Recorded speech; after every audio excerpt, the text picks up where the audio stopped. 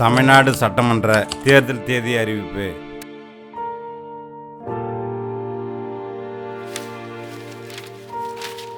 இந்த 5 வருஷம் நடந்ததே போதும்பா.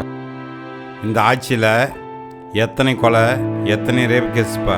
சே, சின்ன பசங்க கையெல்லாம் போதை பொருள் கிடைக்குதுப்பா. இதுலேயே தெரியுதுப்பா சட்ட ஒழுங்கு எவ்வளோ கேவலமாக இருக்குதுன்னு. நமக்கு நல்லது பண்ணுறோம்னு சொல்லிட்டு மக்கள் வரி பணத்தை கோடி கோடியாக ஊழல் பண்ணி அவங்க குடும்பத்தை நல்லா பார்த்துக்கிறானுங்க, நம்ம குடும்பத்தை நடுத்தரில் விட்டுறானுங்க. கன்னியாகுமரியில் பாதி மலையை வெட்டி பக்கத்து ஸ்டேட்காரங்களுக்கு லாரியாக கடத்துறானுங்க. இவங்க மீண்டும் ஆட்சிக்கு வந்தால் தமிழ்நாடு பாலைவனமாக ஆக்கிடுவானுங்க போல இருக்குது.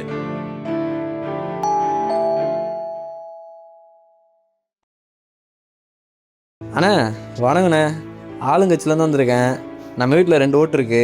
2 ஓட்டுக்கான காசு இருந்தாங்கண்ணே. இதை வாங்கிட்டு நம்ம கட்சிக்கு ஓட்டு போட்டுருங்கண்ணே.